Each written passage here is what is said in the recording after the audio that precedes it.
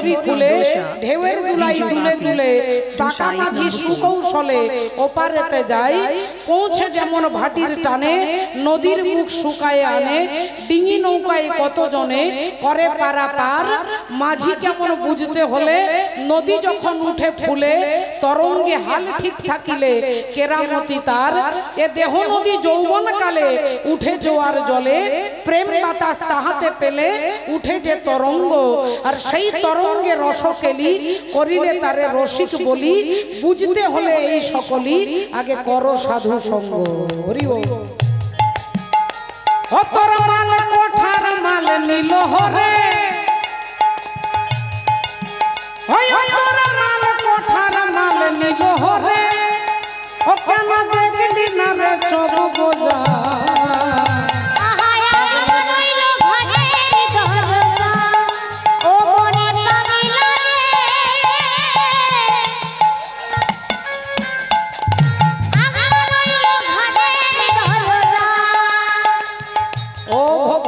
মায়েরা ও মা, আপনার ঘরে দুটো দরজা থাকতে পারে, আপনার ঘরে চারটে দরজা থাকতে পারে। পূর্ব দিকে একটা দরজা, পশ্চিম দিকে একটা, উত্তর দিকে একটা, দক্ষিণ দিকে একটা। আপনার ঘরে অনেকগুলো দরজা আছে, কিন্তু যে ঘরে আপনি টাকা পয়সার ধন রত্ন রাখেন সেই ঘরে কিন্তু আলমারির চাবিটাকে বন্ধ করে দিয়ে এসেছেন। সেই ঘরে আলমারির চাবি কিন্তু বন্ধ আছে। ভগবান এই ঘরটাতে 9টা দরজা দিয়েছে, কিন্তু 9টা দরজার মধ্যে একটা দরজা হচ্ছে খুব ইম্পর্টেন্ট, ভীষণ ইম্পর্টেন্ট। আর সেই একটা দরজা কি না, তার নাম হচ্ছে চোখ। এই চোখটাকে আগে সাধনার দ্বারা ঠিক করতে পারলে তবে আপনি কামকে দমন করতে পারবেন।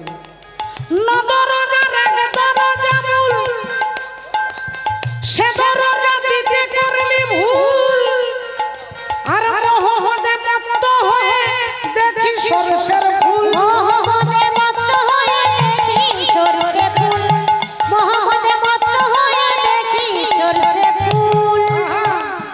ও তোরে কাম রসে করিয়ে মশগুল, ও তোরে কাম রসে করিয়ে মশগুল। দেখো ছয় চোরাই মারে মজা,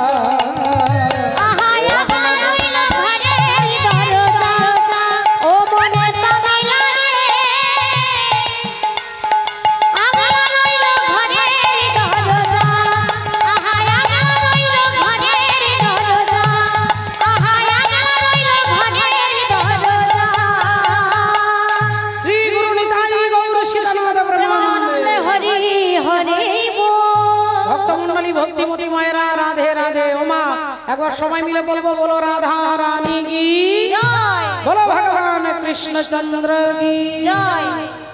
अरे कारी कमरी वाला मेरा यार है, मेरे मन का मोहन तू दिलदार है। कारी कमरी वाला मेरा यार है, मेरा मन का मोहन दिलदार है।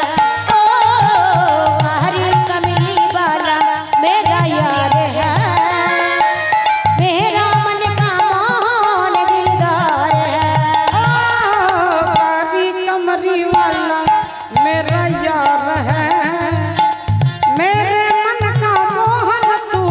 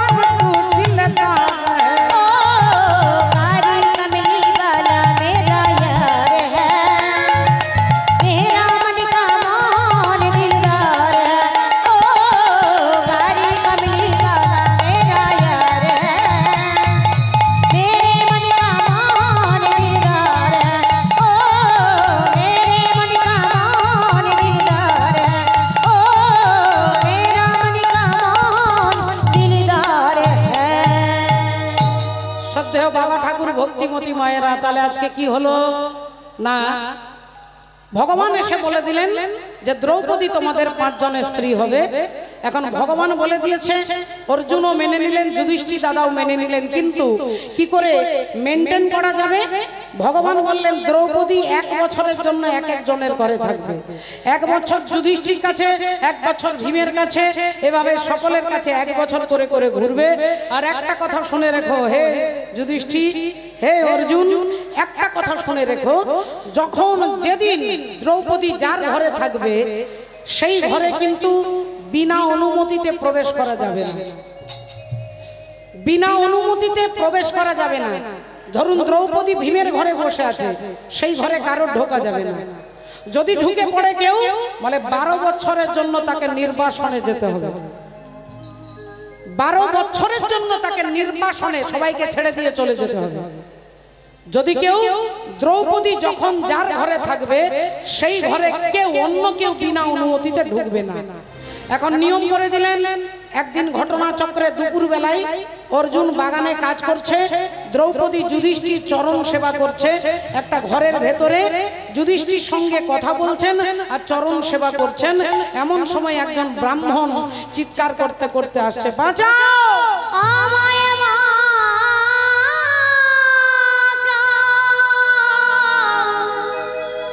আমায় বাঁচাও, বাঁচাও, বাঁচাও, আমায় বাঁচাও,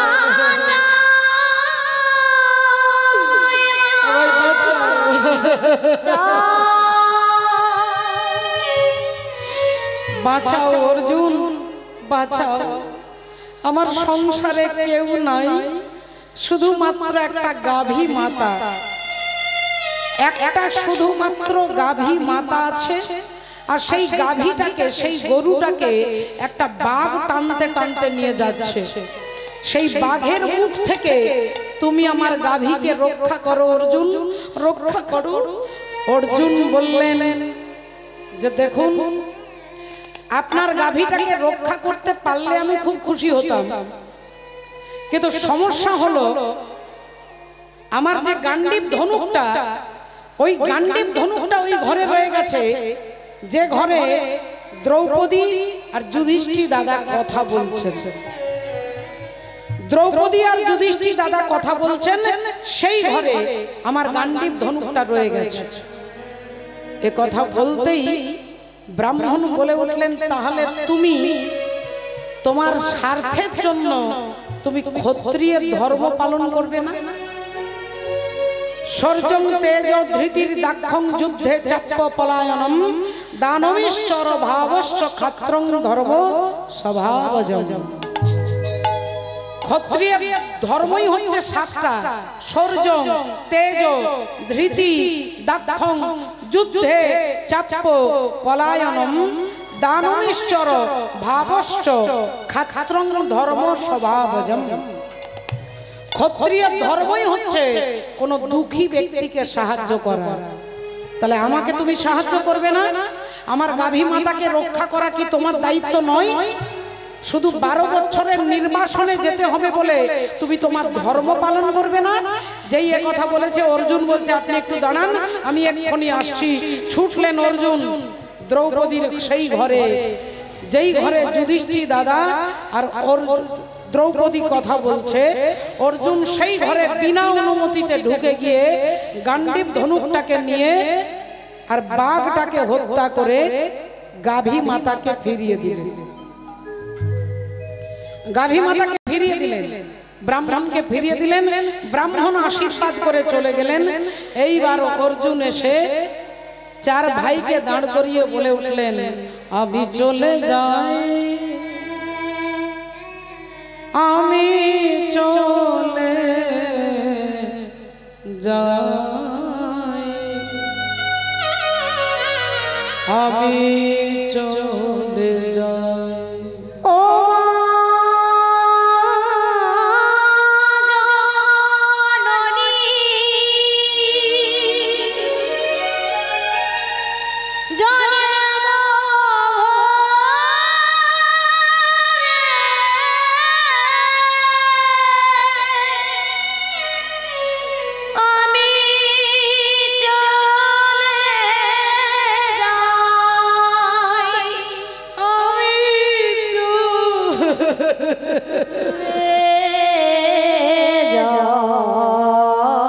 দাদা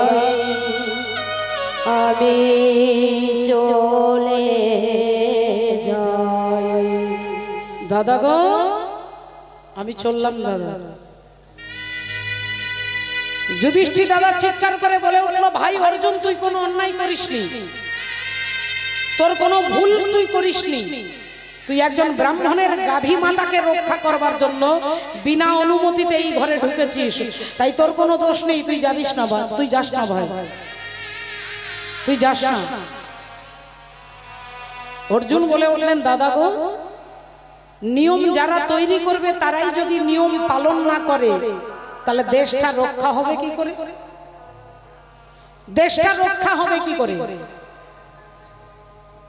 কিন্তু ভাই তোর কোনো অন্যায় নেই, তুই কোনো দোষ করিসনি। একজন ব্রাহ্মণ যদি তোর কাছে কাঁদতে কাঁদতে এসে বলে তার গাভীটাকে বাঘে টেনে নিয়ে যাচ্ছে, তোর ধর্ম হচ্ছে তাকে সাহায্য করা, তুই সেটাই করেছিস, তোর কোনো দোষ নেই, তুই যাস না ভাই।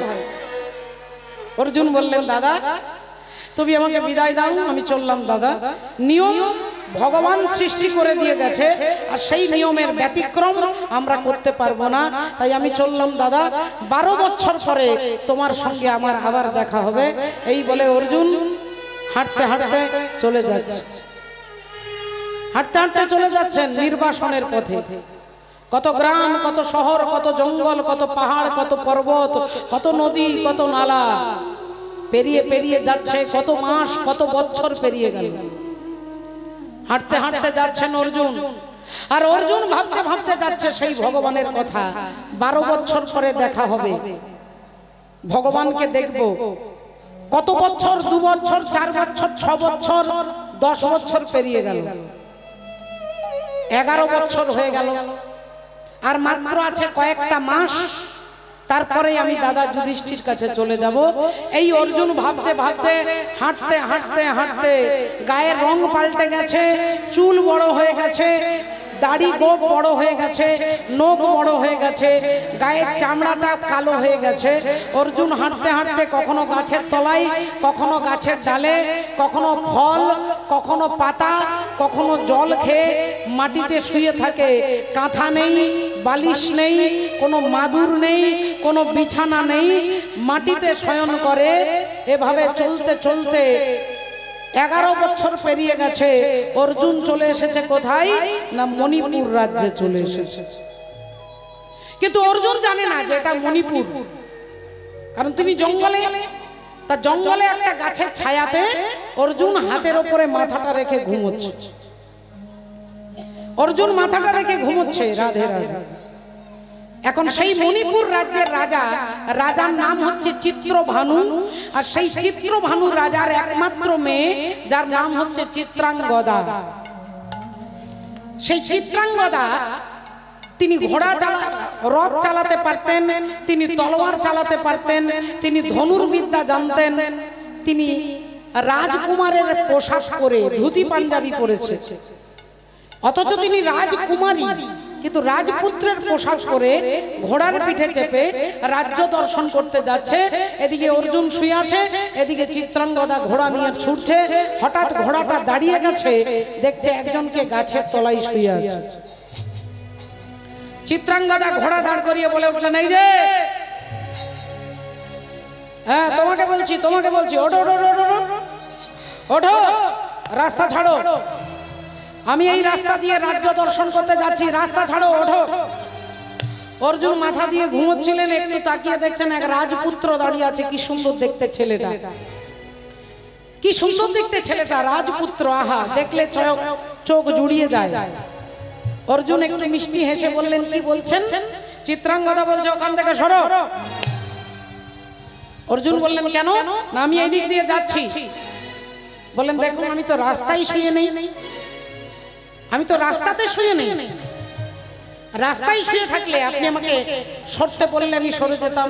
আমি তো রাস্তার পাশে শুয়ে আছি, আপনি পাশ দিয়ে চলে যান, আর নইলে আমাকে লাফিয়ে চলে যান। চিত্রাঙ্গদা বলছে, শুনুন, আমাদের বাড়িতে ছোটবেলা থেকে শাস্ত্র আলোচনা হয়, আর শাস্ত্রে বলেছে যে কাউকে ডিঙে যেতে নেই বাবা। কাউকে লাফিয়ে যেতে নেই। তাই তো ভীমের অহংকারকে চূর্ণ করবার জন্য, ভীমের অহংকার হয়েছিল আমার গায়ে 10,000 হাতির ক্ষমতা, আমি হনুমানের থেকে বড় বীর। হনুমান এমন কি এমন বীর, আমি হনুমানের থেকে আরো বড় বীর, আমার গায়ে 10,000 হাতির ক্ষমতা, আমি একটা লাথি মারলে পাহাড় ভেঙে যায়। মনে মনে একটা অহংকার ছিল, আর তার অহংকার চূর্ণ করবার জন্য ভক্ত হনুমান রাস্তায় শুয়ে আছে। ত্রেতা যুগ থেকে দাপর যুগ, বুড়ো হয়ে গেছে। তা হনুমান রাস্তায় শুয়ে আছে, লেজটা এপার থেকে ওপারে চলে গেছে, রাস্তার এপার থেকে ওপারে লেজ চলে গেছে।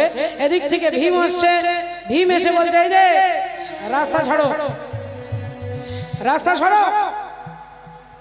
বৃদ্ধ হনুমান বলে উঠলেন আমি তো বুড়ো হয়ে গেছি, আপনি এক কাজ করুন, আমি সরাতে পারছি না, আমাকে লাফিয়ে চলে যান।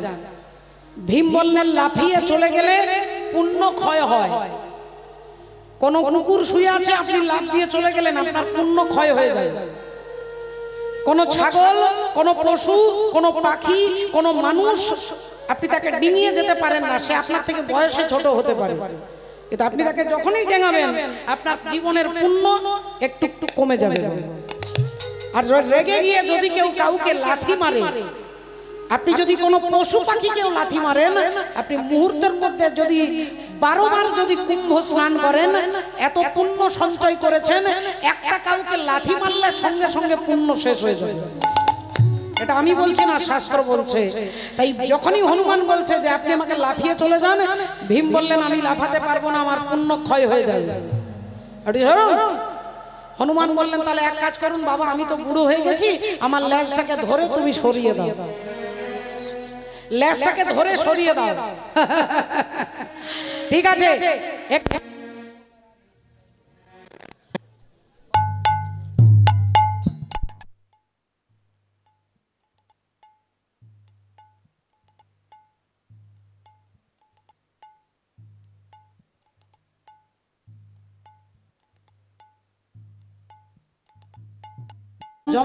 একটু না একটু অসুবিধা তো হবেই বাবা, কিন্তু এই সাউন্ড যে ভাই অপারেট করছে, ছোট্ট ভাই, এই সাউন্ড কিন্তু খুব সুন্দর, খুব সুন্দর বেঁধেছে। এরকম একটা জায়গায়, এরকম এত ভেতরে এত সুন্দর সাউন্ড, একবার এই সাউন্ডের জন্য আমরা জয়ধ্বনি দেব। মাননীয় ভক্তমণ্ডলী, ভক্তিমতী মায়েরা, তাহলে হনুমান কথাই ছিলাম, বৃদ্ধ হনুমান বলে উঠলেন আপনি আমার লেজটা ডিঙে যাবেন না, তাহলে এক কাজ করুন, আমার লেজটাকে সরিয়ে দেন, লেজটাকে সরিয়ে দেন। যেই কথা বলেছে ভীম ভাবছে তাহলে বেটা বাঁদরের লেজটা আমি দুটো আঙ্গুল দিয়ে তুলে দেখিয়ে দেব।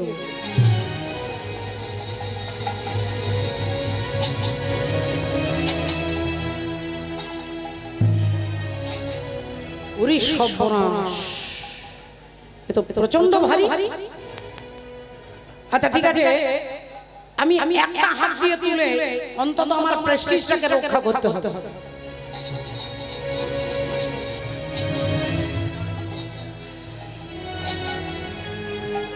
আমার গায়ে 10,000 হাতির ক্ষমতা, তাহলে একটা হাতে অন্তত 5,000 হাতির ক্ষমতা তো থাকবে।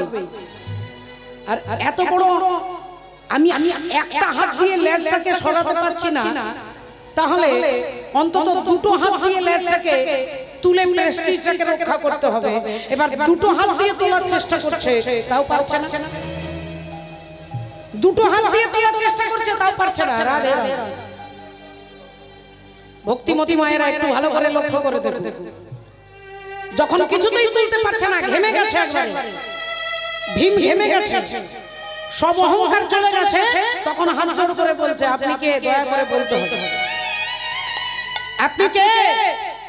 ভক্ত হনুমান বললেন আমার আধার কার্ড আপনাকে দেখাতে পারি, আমি হলাম কে না মনোজবম মারুততুল্য বেগম জিতেন্দ্রিয়ম বুদ্ধিমাতাম বরিষ্ঠম বতাতমানম বানরায়ুধ্য মুখ্যম শ্রীরামদূতম শরণম প্রপদ্যে।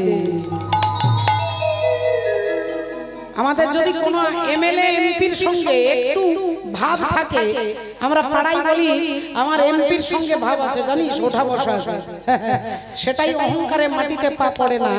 আর হনুমানের সার্টিফিকেট কতগুলো আছে বলে, মনোজবম, মনের থেকে দ্রুত গতিতে চলতে পারে, মারুত দুনিয়া বেগম, বাতাসের মতো, পবন দেবীর পুত্র, 5টা তন্মাত্র, শব্দ, অর্থ, রূপ, রস, গন্ধ, এই যে 5টা তন্মাত্রের একটা তন্মাত্র হচ্ছে পবন, সেই পবনের পুত্র হনুমান। কিন্তু তিনি, তাকে জিজ্ঞাসা করছে আপনি কে?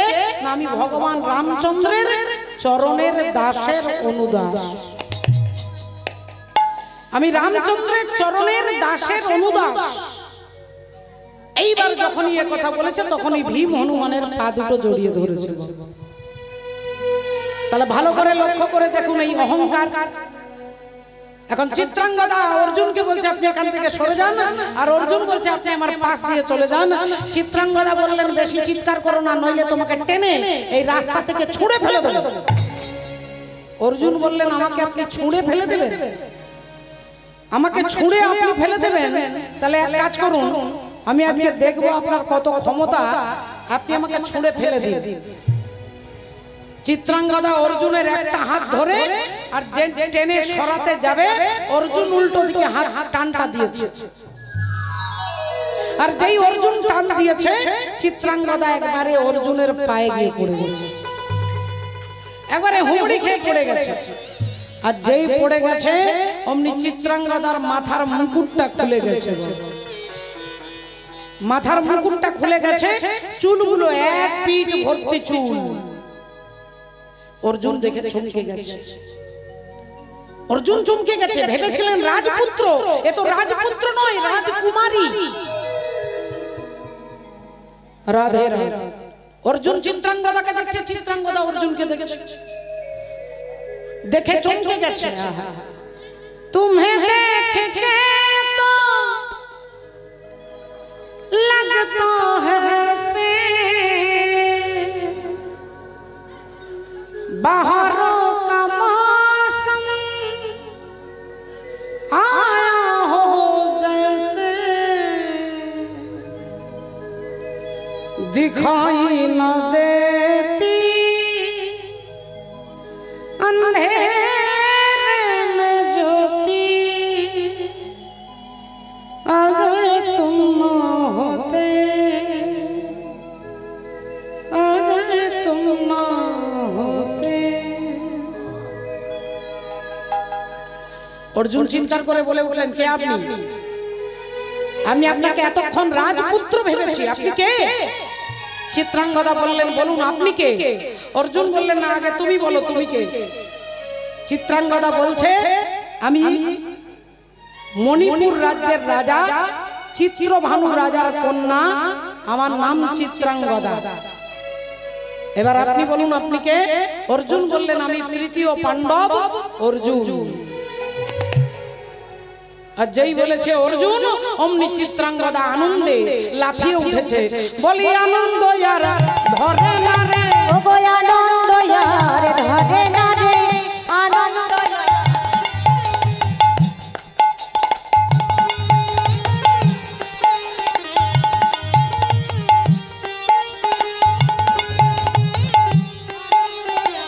ধরে না রে, আনন্দ ইয়ার ধরে না রে, ও গো অর্জুনের নাম শুনে আনন্দ ইয়ার ধরে না রে, অর্জুনের নাম, ও গো আনন্দ ইয়ার ধরে না রে, অর্জুনের নাম শুনে আনন্দ ইয়ার ধরে না রে, আনন্দ ইয়ার ধরে না রে, আনন্দ ইয়ার ধরে না রে।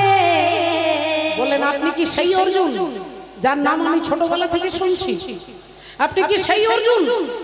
আমার বাবার মুখে, আমার কাকার মুখে, আমার জেঠিমার মুখে, আমার মায়ের মুখে আমি ছোটবেলা থেকে আপনার নাম শুনতে শুনতে বড় হয়েছি। আর যেদিন থেকে আপনার নাম শুনেছি আমি সেদিন থেকেই প্রতিজ্ঞা করেছি আমি অর্জুন ছাড়া কাউকে বিয়ে করব না। তাই আমি আপনাকে স্বামী রূপে বরণ করেছি সেদিন থেকে। এবার আপনি আমাকে গ্রহণ করুন। অর্জুন বললেন তুমি যখন আমাকে স্বামী রূপে বরণ করেইছো আর অন্য কাউকে বিবাহ করবে না, তাহলে গান্ধর্ব মতে তোমার সঙ্গে আমার বিবাহ সম্পন্ন হলো। চিত্রাঙ্গদাকে বিবাহ করলেন। কয়েকটা মাস পেরিয়ে গেল। কয়েকটা মাস যেতে যেতেই অর্জুন চিন্তা করল আর মাত্র কয়েকটা দিন বাকি আছে, 12 বছর পূর্ণ হলে আমি চলে যাব চিত্রাঙ্গদাকে ছেড়ে যুধিষ্ঠির দাদার কাছে, আমি আমার মায়ের কাছে ফিরে যাব। আর এদিকে চিত্রাঙ্গদা কয়েক মাস পেরোতেই তিনি সন্তান সম্ভবা, গর্ভে সন্তান, তিনি মা হতে চলেছেন। চিত্রাঙ্গদা দেবী ছুটে আসছে অর্জুনকে আনন্দের সংবাদটা দেবে। অর্জুন বাবা হতে চলেছে, চিত্রাঙ্গদা মা হতে চলেছে। চিত্রাঙ্গদা ছুটে আসছে আর অর্জুন অপেক্ষা করছে যে চিত্রাঙ্গদা এলে আমি তার কাছে বিদায় নিয়ে চলে যাব। এমন সময় চিত্রাঙ্গদা ঘরে প্রবেশ করেছে, স্বামী হাসলেন। অর্জুন হাতটা ধরেছে, চিত্রাঙ্গদা তুমি আমাকে কত ভালোবাসো, কতটা ভালোবাসো? রাধে রাধে। সঙ্গে সঙ্গে চিত্রাঙ্গদা বললেন আমি আমার প্রাণের থেকে আপনাকে বেশি ভালোবাসি, আমার প্রাণের থেকে আপনাকে বেশি ভালোবাসি। বললেন তাহলে একটা কথা রাখতে হবে, আমি যা বলবো তুমি কি তা শুনবে? না বলুন স্বামী, আপনি যা বলবেন আমি তাই করব। অর্জুন বললেন তাহলে চিত্রাঙ্গদা তোমার মাথার সিঁদুরে হাত দিয়ে প্রতিজ্ঞা করে বলো আমি যা বলবো তুমি তাই করবে। চিত্রাঙ্গদা একবারও ভাবলেন না, একবারও চিন্তা করলেন না, একবারও বিচার করলেন না, তিনি নির্বিচারে মাথার সিঁদুরে হাত দিয়ে প্রতিজ্ঞা করে বলছে আপনি যা বলবেন আমি তাই করব, বলুন। অর্জুন বললেন আগামী কাল সকাল বেলায় তোমাকে চিরকালের মতো আমি ত্যাগ করে চলে যাব। ওগো স্বামী গো,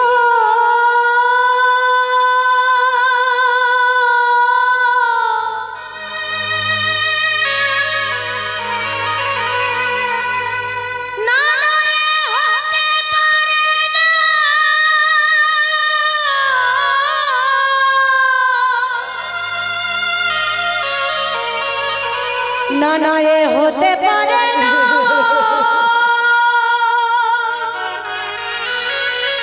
ও গো স্বামী স্বামী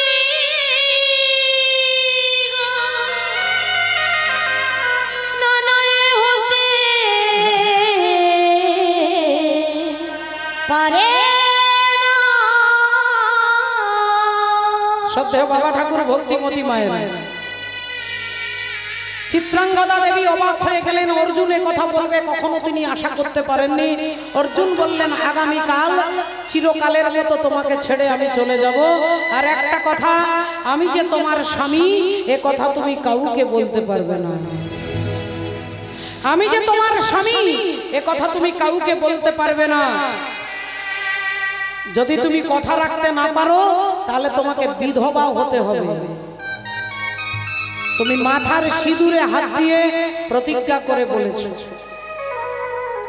চিত্রাঙ্গদা দেবী পাথর হয়ে গেলেন, কিছু বলতে পারছে। নিশি প্রভাত হতে না হতে অর্জুন এক পা দুপা করে বেরিয়ে হাঁটতে হাঁটতে চলে যাচ্ছে। চিত্রাঙ্গদা দেবী অর্জুনের পায়ের দিকে তাকিয়ে আছে। সব কিছু নিয়ে গেলে যা দিয়েছিলে, আনন্দ হাসি গান সব তুমি নিলে। যাবার বেলায় শুধু নিজের অজান্তে স্মৃতিটাই গেলে তুমি ফেলে। তুমি চলে গেলে আমার বলা কিছু ছিল না, না গো আবার বলা কিছু ছিল না। চেয়ে চেয়ে দেখলাম তুমি চলে গেলে, তুমি চলে গেলে চেয়ে দেখলাম আমার বলার কিছু ছিল না, না গো আমার বলার কিছু ছিল না। অর্জুন হাঁটতে হাঁটতে চলে গেলেন। চিত্রাঙ্গদা দেবী স্বামীকে বলতেই পারল না যে তার গর্ভে সন্তান রয়েছে। স্বামী তাকে পরিত্যাগ করে চলে গেল। মা ভেবেছিলেন, চিত্রাঙ্গদা ভেবেছিলেন আমি আত্মহত্যা করব, কিন্তু আত্মহত্যা করতে পারবে না। তার গর্ভে যে সন্তান, তিনি মরতেও পারবে না আর বাঁচতেও পারবে না। অনেক দুঃখে কষ্টে দিন কাটতে লাগলো। দেখতে দেখতে গর্ভের সন্তান জন্ম নিল। আর সেই সন্তান একটু একটু করে বড় হয়। আর যেমন যেমন বড় হয় তেমন তেমন মাকে জিজ্ঞাসা করে, মা ও মা, আমার বন্ধুদের শ্যামল, কমল, বিমল, অমল, তাদেরও দুটো হাত আছে, আমারও দুটো হাত। তাদেরও দুটো পা, আমারও দুটো পা। তাদের একটা মাথা, আমারও একটা মাথা। তাহলে তাদের বাবা আছে, আমার কেন বাবা নেই মা? আমার কেন বাবা নেই? সবার বাবা আছে, আমার কেন বাবা নেই? বলো না মা, বলো না আমার বাবা কোথায়? বলো না, বলো না। মা কি বলবে? সিঁদুরে হাত দিয়ে প্রতিজ্ঞা করেছে, সিঁদুরে হাত দিয়ে প্রতিজ্ঞা করেছে, বলবে না। তাই ছেলে প্রতিদিন কান্নাকাটি করে। মা ছেলেকে কোলে নিয়ে হাতে একটা নাড়ু দেয়, হাতে একটা বাতাসা দেয়, ছেলে ভুলে যায়। কিন্তু ছেলে যখন বড় হয়েছে আর তো নাড়ু দিলে ভুলবে না, আর তো বাতাসাতে ভুলবে না। এবার মাকে জিজ্ঞাসা করে প্রতিদিন বাবার কথা। মা বলতে পারে না। একদিন রেগে গিয়ে বলে উঠল, তুই প্রতিদিন জিজ্ঞাসা করিস তোর বাবাকে, তোর বাবাকে, বাবাকে, বাবাকে। যদি জানতে হয় তুই আমাকে নয়, ঠাকুর ঘরে গিরিধারী গোপালকে গিয়ে জিজ্ঞাসা কর। গিরিধারী গোপালকে গিয়ে জিজ্ঞাসা কর, যা, সে তোকে বলে দেবে আমার বাবাকে। বললেন গিরিধারী বলে দেবে? তাহলে আজ থেকে প্রতিজ্ঞা করছি তোমাকে জিজ্ঞাসা করব না। আজ থেকে আমার বাবার সন্ধান আমি জগৎ পিতার কাছেই চাইব, আমি গোবিন্দের কাছে চাইব।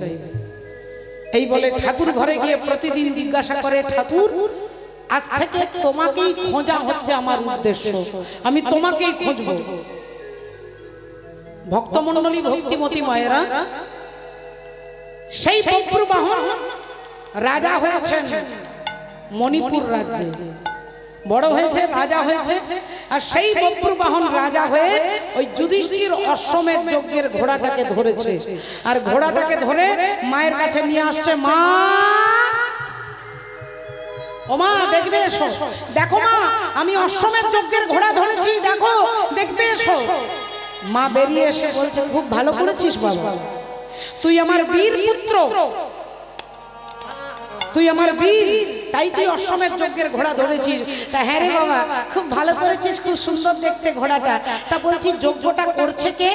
না দাঁড়াও মা, যারা যজ্ঞ করছে আমি তাদের নাম জানি না, তবে তাদের নামগুলো ঘোড়ার গলাতে একটা তামার পাতা আছে, আর তামার পাত্রের মধ্যে যারা যজ্ঞ করছে তাদের নামগুলো লেখা আছে। তা দেখতো বাবা কাদের নাম লেখা আছে। পাতাটা ধরেই প্রথমেই পড়ছে কি না, প্রথমেই লেখা আছে ধর্মপুত্র যুধিষ্ঠির, তারপরে লেখা আছে পবন পুত্র ভীম, আর তারপরেই লেখা আছে তৃতীয় পাণ্ডব গান্ডীবধারী অর্জুন। আর যেই অর্জুন বলেছে, চিত্রাঙ্গদা দেবী চমকে উঠেছে, থমকে গেছে। অমনি কাঁদতে কাঁদতে বলছে, ওরে বাপ, ওরে বাপ বব্রু, ওই ঘোড়াটাকে তুই ছেড়ে দে বাবা, ছেড়ে দে, ওই ঘোড়াটাকে ছেড়ে দে বাবা, ছেড়ে দে, ছেড়ে দে। মা, ঘোড়াটার কপালে লেখা আছে যিনি সতীর পুত্র হবে তিনি ঘোড়াটা ধরবে, আর অসতীর পুত্র হলে ভয়ে ছেড়ে দেবে। আমি যদি এখন ছেড়ে দিই তাহলে তোমাকে আমি সমাজের কাছে অসতী প্রমাণ করলাম না বাবা। তুই যদি চলে যাস তাহলে আমার যে আর কেউ রইল না, তোর বাবা চলে গেছে, তুইও যদি চলে যাস আবার কে থাকবে? মা, আমি তোমার প্রশ্নের উত্তর পরে দেবো, আগে তুমি আমাকে বলো। আমি যুধিষ্ঠির নাম বললাম, তুমি চুপ করে শুনলে। আমি ভীমের নাম বললাম, তুমি চুপ করে শুনলে। আমি অর্জুনের নাম বলতেই তুমি চমকে উঠলে কেন? বলো মা, আমি অর্জুনের নাম বলতে তুমি চমকে উঠলে কেন? আগে তোমাকে বলতে হবে অর্জুনকে, বলতে হবে অর্জুনকে, নইলে তোমার পায়ে মাথা ঠুকে আমি মরবো। আজকেই আমি আত্মহত্যা করবো। আগে তুমি বলো অর্জুনকে, অর্জুনের সঙ্গে তোমার কি সম্পর্ক? চিত্রাঙ্গদা দেবী বললেন, ওরে বাবরু, আমি তোর বাবার কথা বলতে পারবো না বাবা, আমি বলতে পারবো না, আমি বলতে।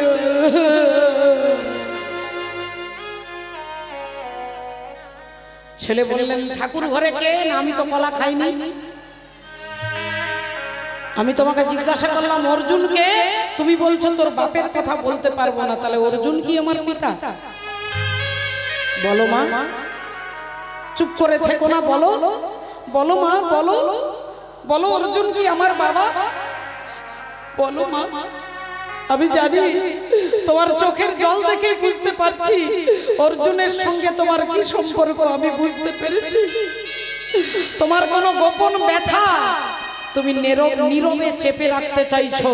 তাই আমি প্রতিজ্ঞা করে বলছি মা, একদিন অর্জুনকে তোমার পাশে দাঁড় করিয়ে দেবো,